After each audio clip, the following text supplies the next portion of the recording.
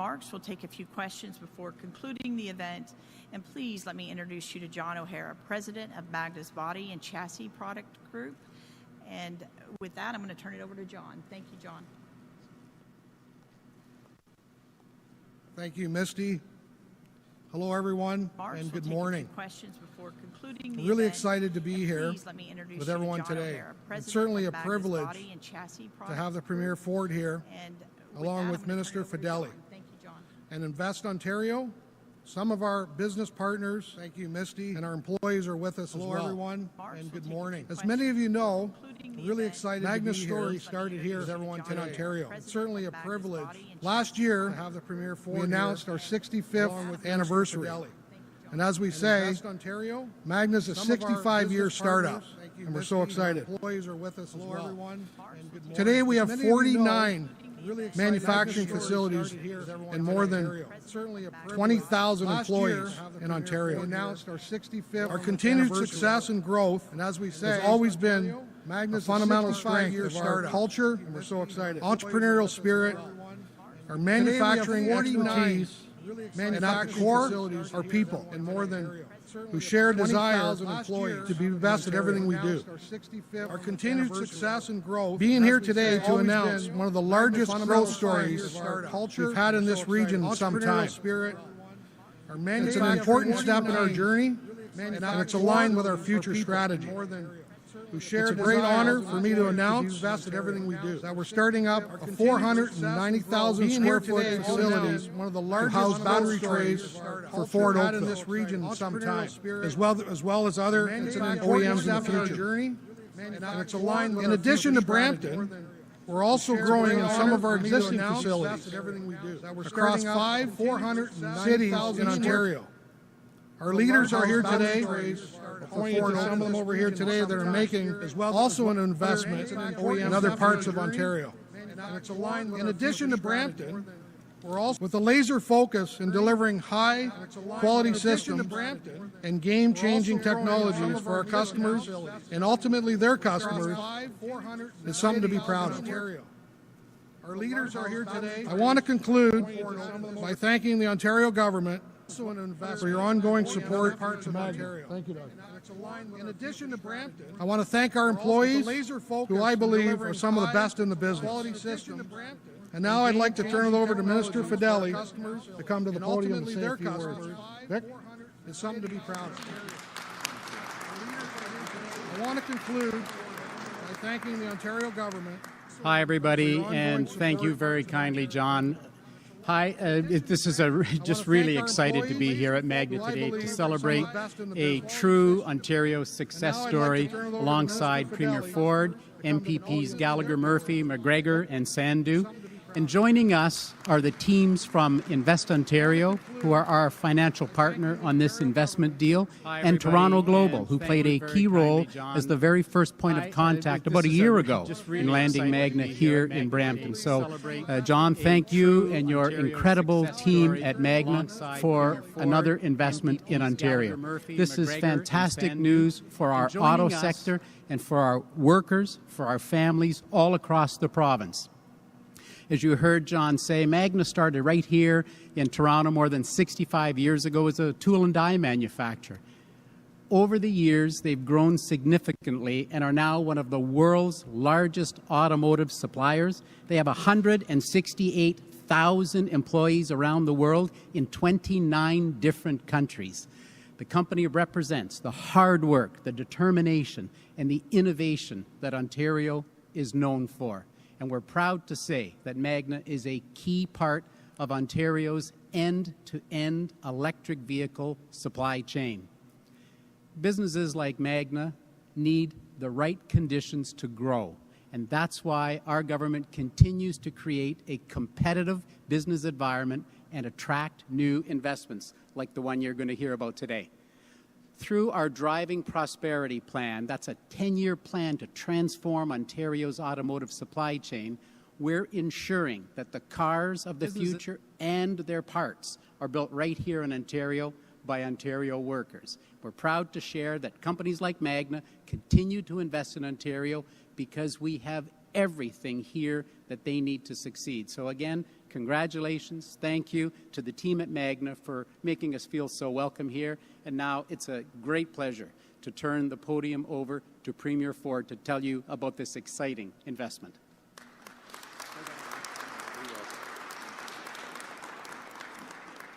Well, good morning, everyone, and I'm thrilled to be back here in the beautiful city of Brampton alongside Minister Fedeli and MPP Gallagher-Murphy, MPP Sandhu, and MPP McGregor.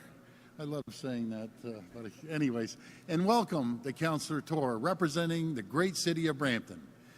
I want to start by giving a big thank you to John and Misty and the entire team at Magna International for having us here today. Magna is one of the great Made in Ontario success stories, from a one-person tool shop that was started by my good friend Frank Stronach to one of the world's largest suppliers of car components. We're also proud of what you've accomplished over the years, and we're thrilled to be here with you today to celebrate Magna's $471 million investment to expand its Ontario-based operations. This significant investment includes a $265 million EV battery enclosure facility, which will strengthen Ontario's end-to-end electric vehicle supply chain and add more than 500 new jobs right here in Brampton. It also includes investments and hundreds of additional new jobs in other communities, including Guelph, Windsor, Belleville, Newmarket, and other regions across Ontario. And I'm pleased to announce that our government is supporting Magna's expansion with a $23.6 million investment through Invest Ontario.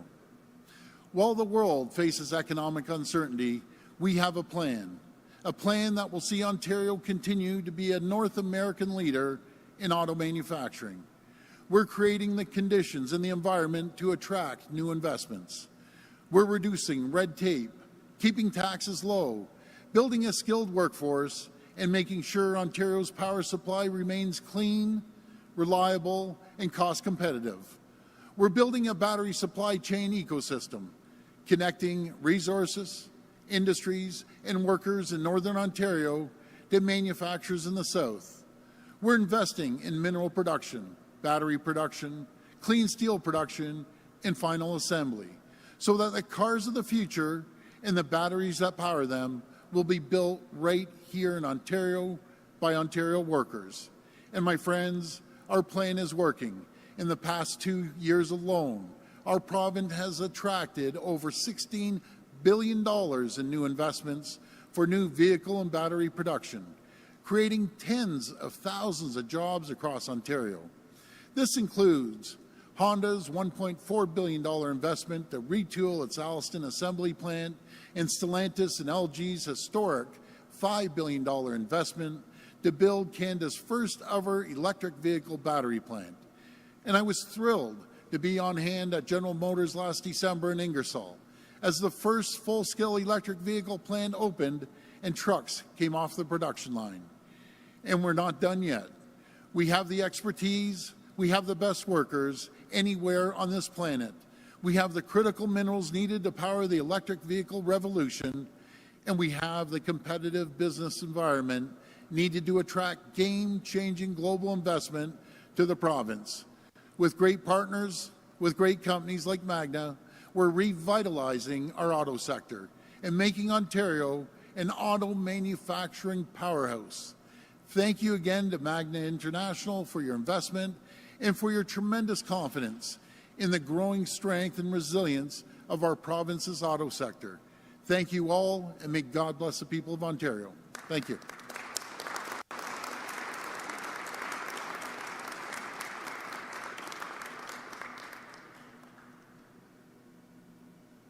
Miss?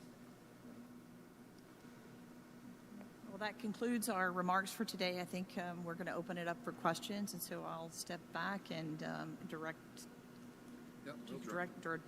away. And I thought you were going to take the questions for me, Misty.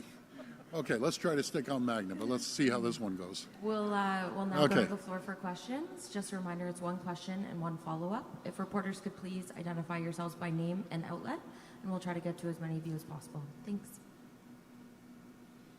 Morning, Premier. Liam Casey with the Canadian Press. Good morning. Wondering, what are the specific recommendations you made on sustainability and certainty to the feds on the healthcare deal? Well, we sat down, had a conversation with all the premiers, and we're very confident we're signing this deal. We're going to move forward, but it's all about sustainability, making sure that there's not a fiscal cliff that we fall off in year 5 or also in year 10. We want certainty to make sure that when it comes to home care, long-term care, that there's funding there. It's absolutely critical that we can't just be funding all of a sudden it falls off the cliff in year 5. I'm confident that they're going to meet the needs of all the provinces and territories. We have a great team of premiers across this province. We stick together, and we're all on the same team, including the federal government. We want to continue having the greatest healthcare system anywhere in the world, right here in Ontario. Thank you. Thank you.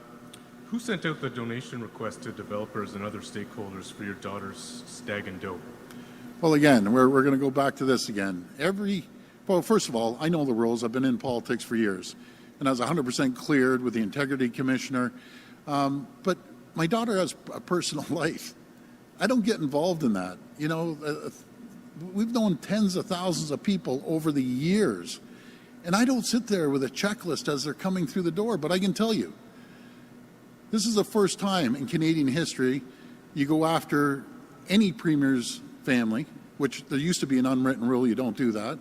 Go after any mayor's family, any prime minister, but I guess when it comes to us, there's different rules, and I'm, you know, it's just, my opinion, it's absolutely ridiculous. About $150 stag? You got to be kidding me. Anyways, next question. Hey, good morning, Premier. Colin DeMello with Global News. Just before I start, that was a touching tribute yesterday to Hazel McCallion that you gave. Thank you. Do you know how much money your family raised from that Stag and Doe in total? How much of it came from developers? And who did that money go to specifically? Oh, you got to be kidding, Colin. You know something? You've known us for years. No one can influence the Forge. No one, first of all. Not to mention a $150 stag ticket. You know, we know tens of thousands of people, Colin. You've known our family for years. We open the door, no matter if it's a Ford Fest, that's 6,000 people show up in a matter of 5 hours, or any other event. You know something? The boys took care of that. I was glad to see people came by. And by the way, the vast majority of people were there. My daughters are all, well, 3 out of 4 are with police officers. The place was packed full of police officers. And by the way, they're champions. We support them. And that's what I have to say about this, Colin. Okay, I appreciate it, Premier. I understand that the Integrity Commissioner cleared you. The Integrity Commissioner said as much. But that process, much of it is confidential. Are you willing to waive that confidentiality in the interest of transparency so the public can see what you shared with the Integrity Commissioner and what the Integrity Commissioner said to you? Colin, my daughter is a private citizen. I don't know what you don't understand. Colin, it was my daughter's stag. They went out, we opened the doors, the vast majority of people just walked through the backyard. It was a regular stag like you may have when your kids get older, Colin. But there has to be a point. You have to have journalistic integrity. We're talking here about Magna, we're talking about job creation, and you want to talk about a $150 stag.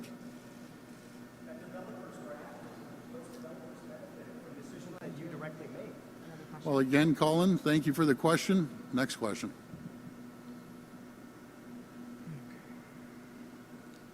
Morning, Premier. Alan Hale from Queen's Park today.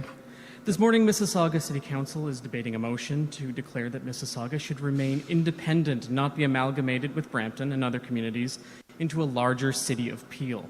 Your government has initiated a review of municipal governments where this appears to be on the table. Bonnie Crombie told me this morning that such a large municipality would be inefficient and that Hazel McCallion wanted Mississauga to remain independent. Given all that, do you support amalgamation in Peel? And if not, will you rule that possibility out here and now? Well, I've always supported a size of Mississauga, 800,000 people, and Brampton, I think it's well over 600,000 people, to be a standalone city. We're going to sit down with the mayors again. We're in constant communication with them, And I think they're both great regions, along with Caledon as well. You know, we see tremendous growth up in Caledon. We see tremendous growth in Brampton and Mississauga. But I've always been a believer they should be standalone. But this is going to be a conversation that we're going to have with the mayors in the region, along with our Minister of Municipal Affairs, Steve Clark. And then we'll all sit down collectively and make that decision. I see we have some Brampton City Councillors here. I was hoping that Councillor Tour or Councillor Santos would like to come to the mic to give their thoughts on this issue. Sure, absolutely.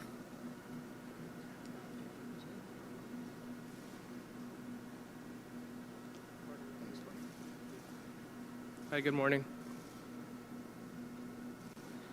So given that he's not ruling it out, what do you make of this idea that Brampton could be amalgamated with Mississauga and other communities into a larger city of Peel? And is that a good idea? Is that something Brampton wants?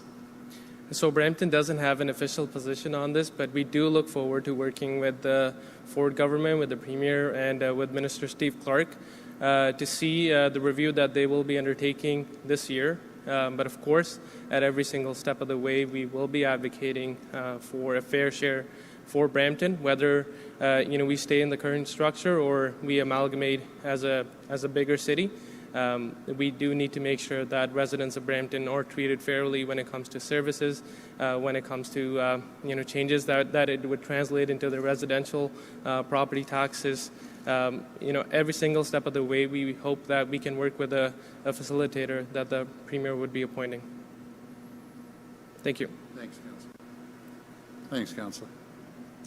Hi, Premier. Rob Ferguson, Toronto Hey, Rob. Star. Good morning. How are you? I'm great, thank you. Just wanted to switch gears a bit to Toronto city politics. So we understand you've talked privately with Mayor John Tory, Yes. and a lot of people are saying it's a tricky time for the mayor to be stepping down at this point. Would you like him to reconsider? Do you think he should reconsider his decision to resign? Well, that's going to be up to the mayor and his family. Again, that is private. That's what I was emphasizing earlier on.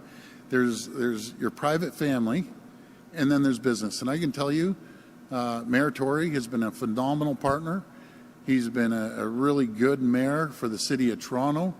And just in my opinion, it's not time to change. Everything's going tickety-boo in Toronto, working well with the federal and provincial government. And what happens in their private life is strictly up to the mayor and their family. All right. Thank you, Thank Premier. Just changing gears again. A new session of the House begins on Monday, or Tuesday, I mean, after Family Day. What are we going to see coming from your government? There's going to be the healthcare reform bills. What else are we going to see? What do you want to get done this late winter and spring? Well, thanks for that question, Rob. You know, we're going to look at the health reform bill, which is really changing the healthcare delivery system. We have put billions and billions of dollars into the healthcare system, but my philosophy has always been the same. You know, you can't throw billions of dollars into a system and expect a different result. We have 203,000 backlog surgeries that we have to get cleared up, and half of those are hip, knee, and cataracts, which are pretty straightforward surgeries. That's why we're going to make sure that we're going to make it easier for people to get a hip replacement, knee replacement, or cataracts. We're going to bring down the burden on the hospitals so the serious operations can go in there and get taken care of. It's a great plan. We've consulted with the sector over and over and over again. They believe it's a great plan. And then our plan to make it easier for people to go into pharmacies and get 13 standard prescriptions, rather than putting the burden on a primary care doc to continue writing out the scripts. So it's a great plan. We've consulted with the sector, and we're going to change healthcare in this province in a positive fashion, with collaboration with the CEOs of the hospitals, with OHA, with OMA. So it's going to be a collective decision. Hi, Premier. Laura Stone, Globe and Mail. Hi, Laura. Hi. Back to your comments about Mayor Tory. Can you expand? You say it's a private matter, but he did resign after he admitted to an inappropriate relationship. So, you say that you don't think it's time to change. So are you urging the mayor to reconsider his resignation now? Well, first of all, thank you for the question, Laura, but that's up to the mayor. This is very personal. It's very private. I'm not going to comment on his private issue with his family at all. I'm just looking on a perspective of the largest city in Toronto, the incredible relationship we have had with Toronto, building the largest transit system in North America, getting people of the cars into the transit, but so many other projects we worked well on. And I think everyone has seen the good job that Mayor Tory has done. The guy's a relentless worker. I don't even think, I always say I don't sleep, but I don't think he sleeps either. He's up at 5, he's out there, and the guy doesn't stop till midnight. We've had late night conversations. So is he the best thing that we have in Toronto? Yes, he is the best thing. And let's not upset the apple cart for a personal issue he's dealing with. He's a really, really good mayor, and let's move forward. Do you think it's fair that he's staying on to try and pass his budget now? I think it is, because he was the one who put the budget together. I think it's good for Toronto, all Torontonians, that we get this budget through. And I just want to wish him all the best. And that will be up to him to decide what he's going to do. But I'll work with any mayor. I think I've shown people, I don't care who's mayor, but I really respect and appreciate the work that we have done together, the mayor and I. We get things done when we work collaboratively and cooperatively together. Hi, Premier. Dave Lau with CBC News. Hi, Dave. Are you afraid that the expanded mayoral powers that you gave to John Tory would backfire if your government, if a Liberal or more left-leaning mayor gets into office? Well, if a lefty mayor gets in there, God help the people of Toronto. We saw it before when Rob was there. Taxes going through the roof, out of control spending, worrying about, lining the pockets of City Hall's coffers. We have a different philosophy. Our philosophy is put money back into the taxpayers' pockets, reinvest into companies, and that's how you have a thriving economy. But folks, I'll tell you, if a left-wing mayor gets in there, we're toast. I'll tell you, it'd be a disaster in my opinion. And so I believe Mayor Tory's done a great job on economic development, making sure we build great transit systems, and keeping taxes as low as he can at the rate of inflation. And that's what we need. So that's my opinion on that. Would you rescind those powers? No, I'm sorry. I apologize.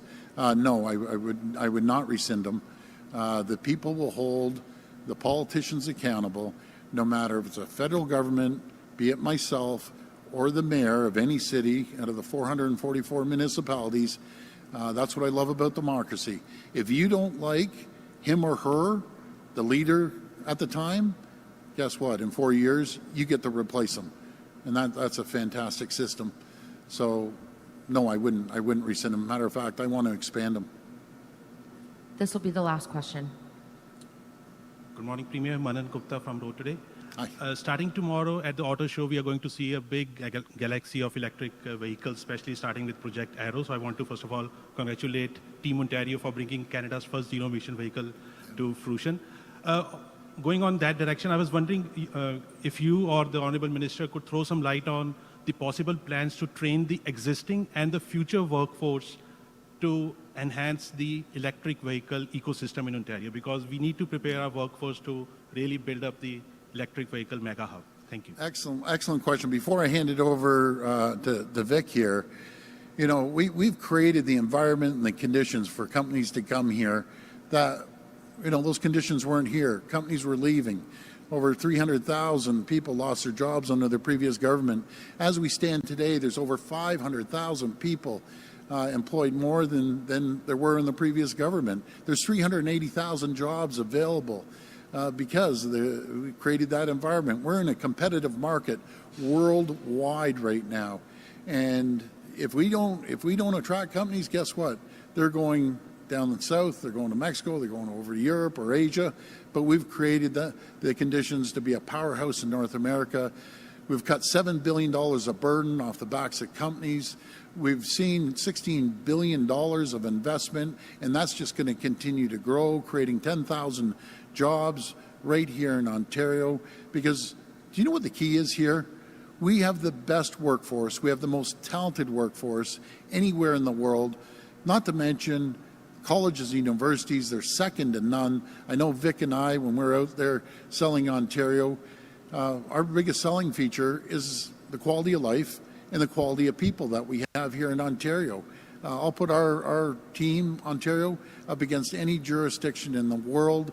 And as for the training, we're investing into training, into the trades, and also these companies like Magnas of the world, they're investing in training their people. So we're ready. Keep investing in Ontario. There's still a lot more announcements coming. This is just the beginning. We are an economic powerhouse in North America. Vic, I'll pass it over to you.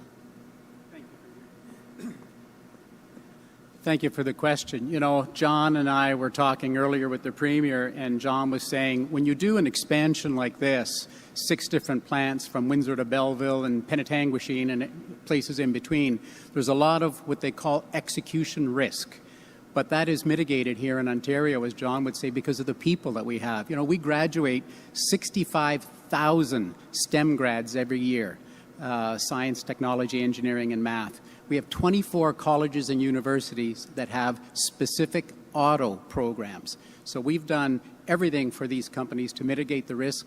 You know, when they look all globally and make their decisions, they end up choosing Ontario because they know they can rely on the people here because we continue to produce these graduates and spend so much time. We have a skills development fund through the Ministry of Labour that is specifically designed to help train the people in the jobs that are needed today. And that's why we're landing, as the Premier said earlier, more than $16 billion in investments in the last 24 months. Thanks. To Premier Ford. Yes. As a Brampton resident, you know, we always welcome your visits to Brampton with major announcements. So when is the next visit due? I don't know. It seems like I should go back to my own residence. I always tell everyone, when Carl and I got married 35 years ago, we lived on Clark Boulevard for 5 years on Lisa Street, and I love the people of Brampton. And I just want to thank the people of Brampton for electing all the ridings, every single riding in Brampton, elected a great PC member that's representing the people of Brampton, no matter if it's a medical school or the new hospital or expansion of companies here. Brampton's just one of the best places anywhere in the world to raise a family, to start a business. And I feel like I'm here almost every single week. So that's good news for the folks of Brampton.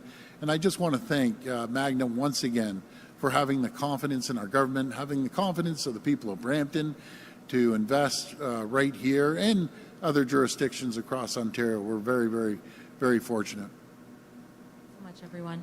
Okay, thanks everyone. All the very best. God bless.